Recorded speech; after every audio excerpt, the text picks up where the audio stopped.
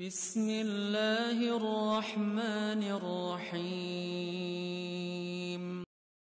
Assalamualaikum. Jangan lupa like, comment, and subscribe. Bye.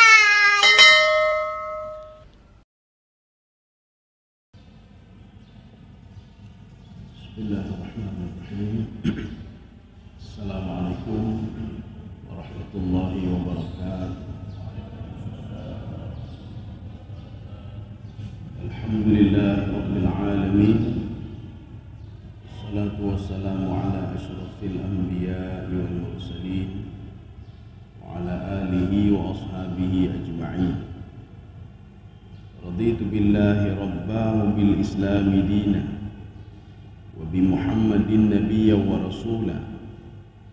Rabbi shrah li sadri wa yassir li amri wahlul 'uqdatam min lisani yafqahu qawli. Allahumma ij'al jam'ana hadza jam'an marhuma wa tafarruqana min ba'dihi tafarruqan ma'suma. Kaum muslimin dan muslimat sidang jamaah subuh yang dirahmati Allah. Kita lanjutkan kajian cerita tentang Nabi Yusuf. Jadi pada pertemuan yang lalu kita mengambil tafsirnya Syekh Tantawi Al-Wasit. Jadi ketika Zulaikha mengatakan kepada Nabi Yusuf alaihissalam, kalau kamu tidak patuh kepada perintahku, kamu akan saya penjara. Satu. Yang kedua, ini ada dalam tafsir Al-Baghawi. Wanita-wanita yang terpotong tangannya itu, dia mendatangi Yusuf. Apa kata wanita-wanita itu? Antuti sadataka. Kamu harus patuh kepada tuanmu, harus patuh kepada Zulaikha. Wa taqdi kulla hajatiha. Kamu harus mendengar seluruh permohonan dia, permintaan dia. Dijawab lagi oleh Zulaikha, kalau kamu tidak patuh, kamu akan saya penjara. Maka Syekh Tantawi mengatakan, di sini saja hadhihi dalalatun, ini merupakan dalil kata Syekh Tantawi, kalau Zulaikha itu kekuasaannya melebihi kekuasaan suaminya. Jadi kekuasaan dia melebihi kekuasaan suaminya. Nanti pertanyaannya, apakah suaminya bodoh? Kenapa Yusuf masuk penjara? Padahal sudah jelas-jelas yang salah istrinya. Padahal sudah jelas dia melihat sendiri kalau baju Nabi Yusuf itu qudda min duburin, robeknya dari belakang. Kemudian hakim mengatakan, sebagian mengatakan itu hakim, rajulun dzu ra'yin hakimin, yang menjadi saksi adalah seorang hakim. Ada yang mengatakan sabiyun radhi'un, ada bayi yang masih menyusui. Ada yang mengatakan itu keponakannya Zulaikha. Jadi menjadi saksi kalau bajunya robek dari belakang, berarti yang salah wanita. Robeknya dari depan, yang salah laki-laki. Di depan suaminya, Kitfir. Kenapa Kitfir berani memasukkan Yusuf ke dalam penjara? Nah, berapa tahun? Sampai 7 tahun. Padahal sudah jelas Yusuf orang baik-baik. Ya, kita lihat sekarang ayatnya. Kenapa Kitfir berani memasukkan Nabi Yusuf ke dalam penjara? A'udzu billahi minasyaitonir rajim. Bismillahirrahmanirrahim. Tsumma badalahu min ba'di ma ra'ul ayat.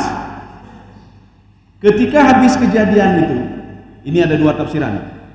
Tafsiran yang pertama, untuk kemaslahatan istrinya dan kemaslahatan Yusuf, untuk kemaslahatan dua-dua. Karena Yusuf, semasa ada Yusuf tapi masalah. Masalahnya selalu dengan wanita, selalu dengan wanita. Yusuf sebelumnya bajunya dirobek dari belakang. Setelah itu apa? Datang lagi wanita yang ada di Mesir, datang lagi ke situ, masalah lagi dengan wanita. Ini tafsiran yang pertama. Kenapa Kitfir berani memenjarakan Nabi Yusuf alaihissalam. Ini alasan pertama. Alasan yang kedua, ini ada di dalam tafsir Al-Qurtubi. Zulaikha membohongi Khidfir. Apa kata Zulaikha?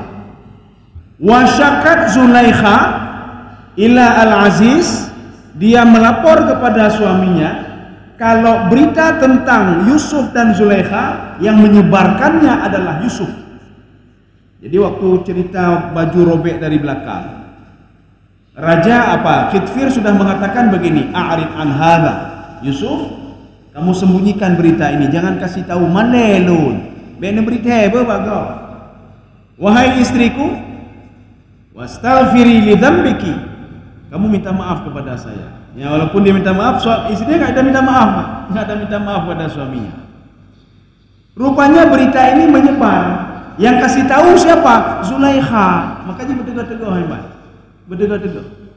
Makanya wanita itu ketika sudah kejadian ini, ya lapor. Hai Lun kah? Lun tadi Baja Yusuf. Ya hidup putih atau kampung apa? Oh berarti kamu ya. Wa qalatin niswatu imra'atul azizu turawidu fataha. Yang kasih tahu Zulaikha bukan Yusuf. Seperti kita, makanya masalah keluarga jangan kasih tahu sama orang lain. Nyo karu ngelinto baca cerita bago. Linto lu cukup krit urang. Be berita bago mah. Nanti orang lain tahu kalau suami kita itu orang krit. Biar kita saja yang tahu. Ya, nih. Jangan kasih tahu sama orang lain kalau suami begini, istri begini. Jangan kasih tahu. Nanti ketika tidak ribut lagi, nyanggok kayak itu pun. Sedang karu-karu bacanya beri berita bago. Berita itu akan menyebar. Bahkan kita mengatakan nanti berita bago. Cuma dro mentang lu pegang pegang bago. Nya janjian. Ijaganya pegang bago. Nyo pegang bago apa? Karena pegang bago hanya pegang bago. Uji hanya pegang bago. Akhirnya semua tabo kampung kayak itu pundung, Pak. Pegang bago, pegang bago. Ya nih. Makanya Rasulullah sallallahu alaihi wasallam ada hadis khusus Rasulullah yang memberi hadis itu untuk orang khusus, bukan untuk orang banyak. Mana contoh untuk khusus? Hadis ittaqillaha haitsuma kunta itu untuk Ibnu Abbas. Rasulullah kalau sudah ngomong hadis itu untuk Ibnu Abbas khusus, enggak pernah Rasulullah nyebarkan ke orang lain. Ya, nih. Seperti hadis lain lagi, ya Mu'az bin Jabal, kalau kamu nanti akhir salatmu berdoalah kepada Allah. Allahumma a'inni ala zikrika wa syukrika wa husni ibadati. Itu doa siapa itu? Itu doa Mu'az bin Jabal yang diajarkan oleh Rasulullah sallallahu alaihi wasallam. Bukan untuk umum. Cuma karena kita ingin mencari keberkahan. Ya, nih, Pak. Kita baca hadisnya. Rupanya Rasulullah pernah mengajarkan Mu'az, "Lu ingin berkah, Cik?" Tamurno hadisnya.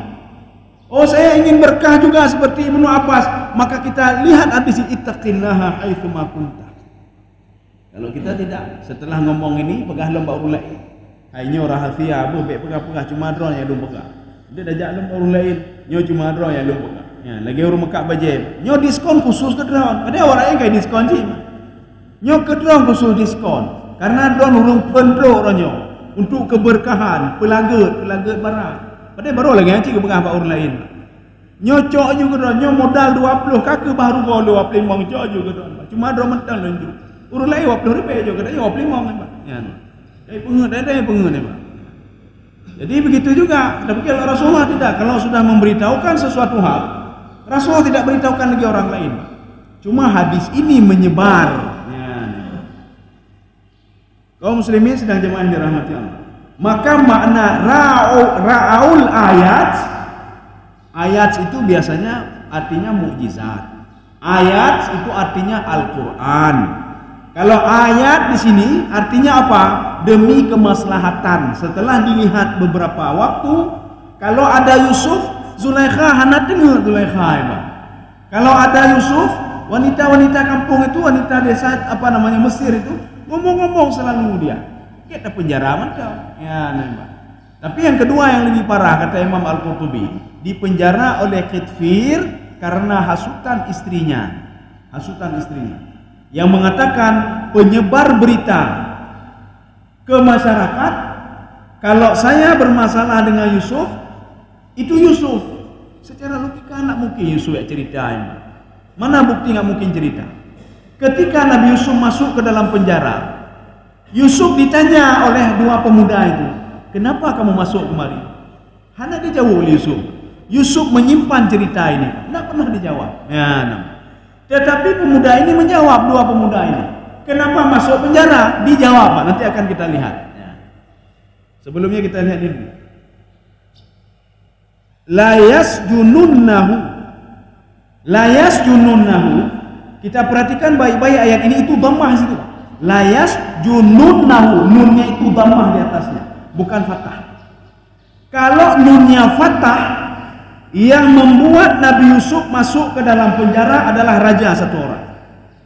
Kalau dia itu nunnya itu dhammah, la yasjununnahu, itu menunjukkan bukan raja saja, tapi inisiatif Zulaikha, inisiatif wanita-wanita tadi yang terpotong tangannya, raja dan para pembantu-pembantu raja, mereka semua berinisiatif memasukkan Yusuf ke dalam penjara, bukan Kitfir. Karena Kitfir takut sekali kepada istrinya. Kitfir tidak bisa macam-macam nih. Jadi suami Zulaikha itu. Ya. Maka dia barisnya itu layas jununnahu. Dhammah itu ya dulu ala jamak, menunjukkan kepada jamak banyak. Jadi bukan satu orang. Ini alasan bukan raja yang membuat Nabi Yusuf masuk ke dalam penjara. Tetapi konspirasi semua sudah sepakat untuk membuat Nabi Yusuf masuk ke dalam penjara dengan dua alasan. Alasan pertama kemaslahatan, alasan kedua Yusuf dituduh sudah menyebarkan berita yang terjadi di dalam istana itu. Jadi terjadi akhirnya ke Malay, daripada Malay di penjara gede. Ya, di penjara Yusuf alaihissalam. Kaum muslimin sedang jemaah yang dirahmati Allah. Ada di dalam satu tafsir, kalau tidak salah Ibnu Katsir. Beliau mengatakan Nabi Yusuf dibawa ke penjara dengan seekor keledai. Tangannya diikat. Sebagaimana tangannya juga diikat juga, pernah diikat ketika dari Kan'an itu menuju Mesir. Dibawa oleh seorang pemuda dan kafilahnya bernama Al-Aswad. Kalau itu dengan rantai diikat. Ini kalau dalam tafsir ini dikatakan dibawa dengan bil himar. Masuk ke penjara bil himar. Tapi dalam tafsir lain tidak disebutkan. Nabi Yusuf dimasukkan saja ke dalam penjara, itu saja. Di mana penjaranya wallahu a'lam bishawab. Ada yang mengatakan di dalam istana itu, ada yang mengatakan di luar istana itu. Kaum muslimin sedang jamaah yang dirahmati Allah. Hatta hin. Ya, apa makna hin di situ? Kalau kita merujuk hin ini ke dalam tafsir Al-Wasit, apa kata Syekh Tantawi? Hin, orang Arab menggunakan kalimat hin ila waqtin ghairu mahdudin. Waktu yang tidak terhingga, itu kalimatnya hin. Ya, satu. Hin juga Ikrimah mengatakan hin itu sab'a sinin, 7 tahun. Maka Nabi Yusuf alaihissalam di penjara 7 tahun. 2. Hin di dalam Al-Quran itu maknanya al-maut, sampai mati. Ya, mati. Maka Allah mengatakan ketika menurunkan 4 makhluk Allah Subhanahu wa taala. Nabi Adam, Siti Hawa, ular, iblis, mereka diturunkan di tempat yang berbeda. Allah mengatakan, wahai Adam, nanti keturunan-keturunanmu ada yang dapat petunjuk, ada yang tidak dapat petunjuk. Ada suka petunjuk, ada yang tidak suka petunjuk. Kamu bisa tinggal di dunia ini hatta hin. Apa maksud hatta hin? Hatta hin di sini sampai waktu yang sudah saya tentukan. Naumu 60 tahun hidup dalam dunia. Naumu 80 tahun hidup dalam dunia. Naumu tertuh tahun. Setelah itu saya tarik semuanya, kata Allah. Maka ini juga dalil tidak ada orang yang kekal hidup di dunia. Hanya yang kekal mati mendum. Sehebat apapun dia mati. Sesehat apapun dia sakit juga. Kemudian apa lagi? Sekaya apapun miskin juga. Jadi tidak ada istilahnya yang abadi, ya, huruf abadi. Itu makna hin. Maka hin itu ada yang mengartikan juga ila waqtin mahdudin, sampai waktu yang sudah ditentukan. Kalau ditentukan sekian maka sekian. Ada yang mengatakan juga hin itu apa? Al-maut. Seperti di dalam tafsir Ibnu Abbas. Hatta hin sampai mati. Ya, maka kalau ada yang menerjemahkan di sini hatta hin, begitu kejamnya raja dan orang lain memenjarakan Nabi Yusuf sampai mati. Bahkan dia mati dalam penjara. Kapan bebas dari penjara? Ya, gara-gara dua pemuda tadi nanti masuk dalam penjara. Sekarang kita lihat. Wa dakhala ma'ahu sijna fatayan. Rupanya jadi duluan Nabi Yusuf masuk penjara. Nabi Yusuf masuk penjara. Nabi Yusuf rupanya masuk penjara. Beliau berdoa juga kepada Allah. Ya Allah, lebih baik lu mau penjara. Ya, berdoa Nabi Yusuf. Kita tidak ada yang berani berdoa ingin minta masuk penjara. Nabi itu bohong. Ya Allah, dapat solo dalam penjara. Paling enggak nama makanan gratis, musala gratis, mandung gratis. Ini rumah hanya jelas tepu ya Allah. Hanya jelas tepu. Butai tagun linang putanya. Hanya tepu kerja pindah. Ya Allah, lebih baik tambang dalam penjara. Ya, buka jelas, lega bu jelas. Musala jelas, mandung jelas, hijau usaha dalam penjara. Ya. Ini seperti doa Nabi Nabi Muhammad sallallahu alaihi wasallam. Dan kita tidak berani berdoa seperti ini. Allahumma ahyini miskinan wa aminni miskinan. Ya Allah, hidupkan saya dalam keadaan miskin, matikan saya juga miskin. Kan dikabulkan doa Rasulullah. Waktu Rasulullah meninggal, Aisyah mengatakan tidak ada satu dirham pun yang ditinggalkan oleh Rasulullah. Satu dirham pun tidak ada. Ya. Punya model-model katanya. Meninggal hanya lampuh na pedung hektar, hotel na pedumboh, motor pedumboh, kendaraan pedumboh, mandung na. Dan kita tidak berani berdoa seperti doa Rasulullah. Lu rasa nak berani? Ya Allah, nak pegatin lu nana. Paling-paling laki tamah. Ya Allah, nyo kana tanah 2 hektar menyojit tamah 3 hektar di lebo hektar. Nyo motor kana 2 hansip ya Allah, benar lebo. Nyo pesawat hansip ti benar jet pribadi tabo tu laki tamah. Enggak ada orang minta kurang. Maka ada sebahagian doa-doa para nabi dan rasul tidak bisa kita tiru. Hai tak sanggup kita tiru. Enggak sanggup kita tiru. Ya. Kecuali apa? Kajatah tamong dalam penjara, baru kita doa ya Allah penjara lebih hebat bagi lu. Karena kajatah tamong kajatah tamong. Nyo kalau kajatah tamong kejut dah berdoa, hang kejut pak orang kejut. Urang kaya tiba-tiba kagasin ke berdoa, ya Allah lebih hebat nu pegasin lu. Kagasin baru ke berdoa pak. Tapi sedang kaya, berani dia berdoa? Tidak berani. Sedang bebas, berani dia berdoa? Tidak berani. Termasuk loncitnya, Pak. Tidak berani kita. Kenapa? Karena ada beberapa doa-doa para nabi dan rasul. Ini beliau sudah level-level tasawuf tinggi ini. Ya. Level murakabah paling tinggi. Termasuk Nabi Yusuf AS. Nabi Yusuf AS bahkan ketika sudah mendapatkan semuanya, harta sudah ada. Apa yang tidak ada sama beliau? Harta ada, keluarga ada, semua ada sama beliau. Beliau berdoa kepada Allah. Allahumma anta waliyyi fid dunya wal akhirah. Tawaffani musliman wa alhiqni bisalihin.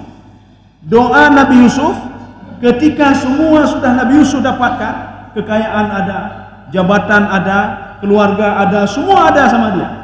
Doa dia apa? Ya Allah, matikan saya dalam keadaan muslim dan kumpulkan saya bersama orang-orang saleh.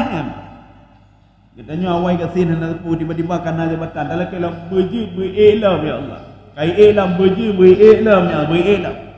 Maka Nabi Yusuf mengatakan ketika sudah pada puncaknya, ya Allah kalau engkau matikan saya dalam keadaan muslim. Baik lungkrit, baik je kurung, hanjing ya Allah. Baik lalai harta dan kumpulkan saya bersama orang-orang saleh. Sekarang kita lihat ini.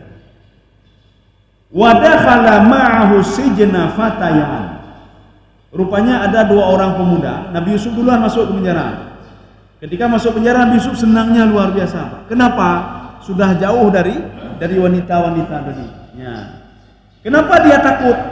Karena yang menguasai itu adalah Zulaikha.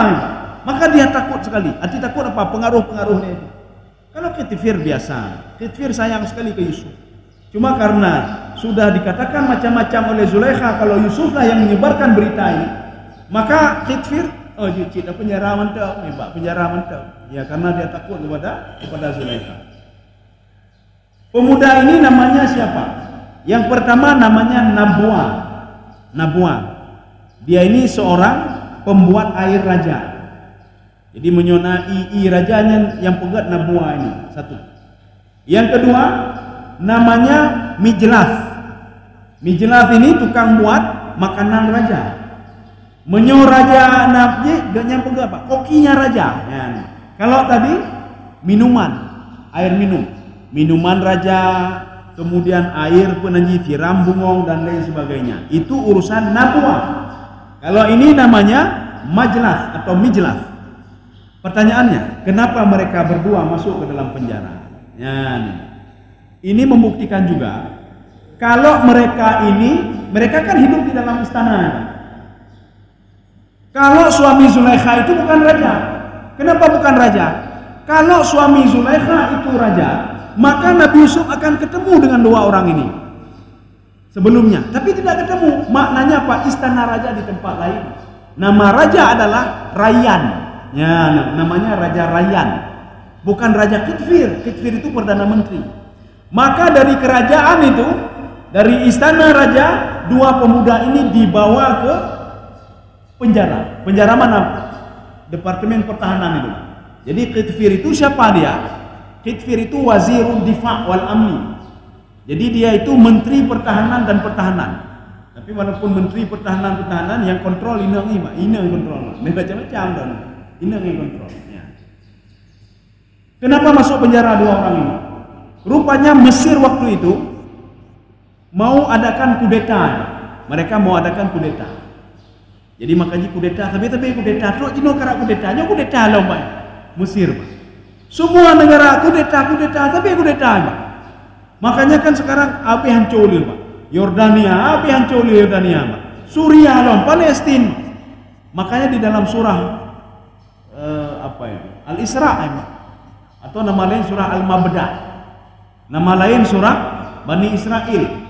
Nama lainnya surah Subhana. Terima kasih.